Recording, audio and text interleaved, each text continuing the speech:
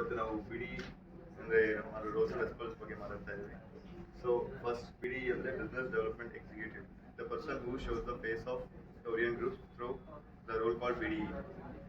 ಅದರಲ್ಲಿ ಏನೇನು ಮಾಡಬೇಕು, first roles and responsibility punctual ಆಗಿರಬೇಕು, ಟೈಮಿಂಗ್ಸ್, ಆಮೇಲೆ grooming, standards of dressing. So ನೀವು ಕೇವಲ ನಿಮ್ಮನ್ನು ಮಾತ್ರ ರೆಪ್ರೆಸೆಂಟ್ ಮಾಡ್ತಿರಲ್ಲ, ಕಂಪ್ನಿನ ರೆಪ್ರೆಸೆಂಟ್ ಮಾಡ್ತಾ ಇರ್ತೀರಾ. ಸೊ ನೀವು ಬಿಹೇವಿಯರ್ ಮತ್ತು ಲುಕ್ಸ್ ಮೇಲೆ ಕೂಡ ಪೀಪಲ್ಸ್ ಜಡ್ಜ್ ಮಾಡ್ತಾರೆ. ಇವೊಂದು ನಾವು ರಿಯಲ್ ಎಸ್ಟೇಟಲ್ಲಿ ಇದು ಮಾಡೋದ್ರಿಂದ ಡ್ರೆಸ್ಸಿಂಗ್ ಸೆನ್ಸ್ ತುಂಬ ಇಂಪಾರ್ಟೆಂಟ್ ಆಗುತ್ತೆ. So it's the main matter. And the knowledge about project.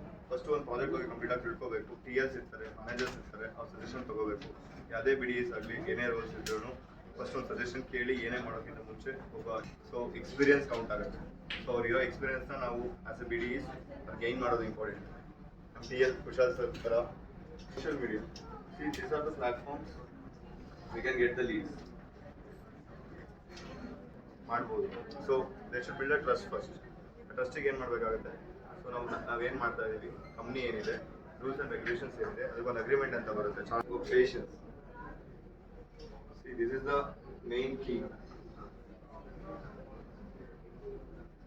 ಇದು ಹೇಗೆ ಬರುತ್ತೆ ಅಂದರೆ, ಒಂದು ನಿಮ್ಮ TLsಗಳು ನಿಮಗೆ ಅಷ್ಟು ಕಾನ್ಫಿಡೆಂಟ್ ಕೊಡಬೇಕು, ವೆಯ್ಟ್ ಮಾಡು, ನಾವಿದ್ದೀವಿ, ಸಪೋರ್ಟ್ ಮಾಡ್ತೀವಿ. ಸೊ ಅದೊಂದು ಕೀ ಇದೆಯಲ್ಲ.